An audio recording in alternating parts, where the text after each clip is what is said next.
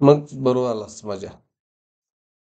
हा, काय म्हणलंय बघा, an electron in stationary hydrogen atom jump from fourth energy level. Shreya, fourth energy level म्हणजे N किती? 4. एक्साइटेड 4, एक्साइटेड म्हटलं तर 5 टू ग्राउंड लेवल. बरोबर. Velocity of photon acquired plus velocity of photon acquired plus that as a result of electron transition will be.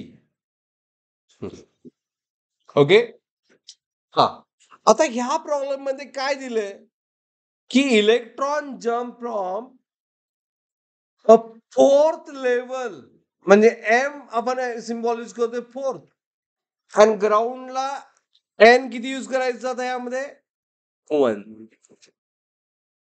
बरोबर. हा, तर ऐका याची थेरी कशी होणार, कोण कसा आन्सर फाइंड केलं पाटील सांग. हा?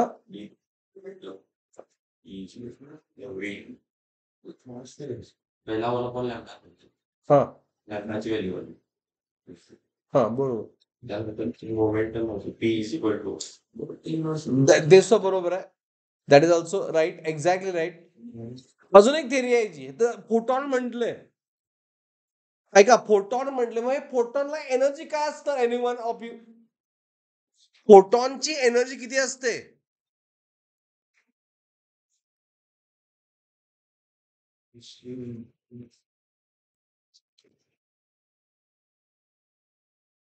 Is it right? By Newton. Getting anyone? हा पार्ट कळाल सगळ्यांना? ही फोटॉनची एनर्जी आहे, आपण फोटो ड्युएल लेक्चर मध्ये बघितलंय. Mass into what? Velocity of light.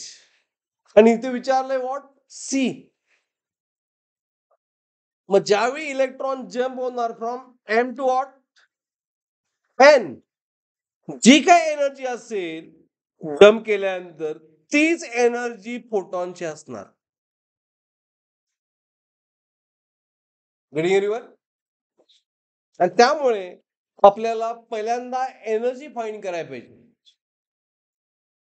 मग एनर्जीचा फॉर्म्युला काय? चेंज इन एनर्जी म्हणजे difference of energy delta E is from fourth level to ground state E4 minus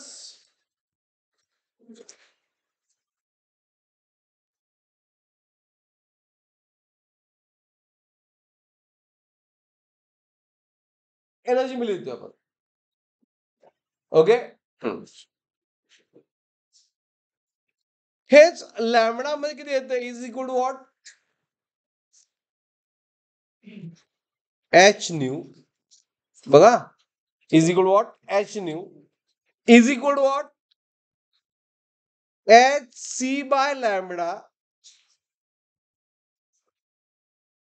is equal to h c by lambda. म्हणजे delta e किती आहे? Is h c by lambda. विसरू नका. Understood? हे part कळाल सगळ्यांना? आता डेल्टा ई ही फोटॉनची एनर्जी असणार, त्यामुळं it is m c square. H c option मध्ये आपल्याला एच पाहिजे, सी. आणि लॅमडाची व्हॅल्यू किती असते Patil? Lambda is 1 by lambda is R into 1 upon n square minus 1 upon m square. विसरू नका, प्रॉब्लेम कसं सॉल्व्ह केला कळालं काय? डेल्टा ई म्हणजेच E4 minus E1 is equal h nu is equal h c by lambda. ही energy आहे, आणि त्यामध्ये फक्त या 1 अपॉन लॅमडाची व्हॅल्यू पुट केली आपण. Okay. 1 c get cancel with this c, त्यामुळं सी किती आलं? R h by m. Is it right everyone? काय आलं ब्रॅकेट मध्ये? 1/1 minus 1 by 16. 16 कसं आलं? 16 कसं आलं? 4 the square 16. 16 minus 1 cross multiply RH by M किती येणार? As it is a 15 by 16 and the answer is as 15 RH divided by 16 M. This problem कळालं सगळ्यांना? Everyone 51 सॉल्व करा 51 त्यानंतर हा प्रॉब्लेमचा कारण कळाला?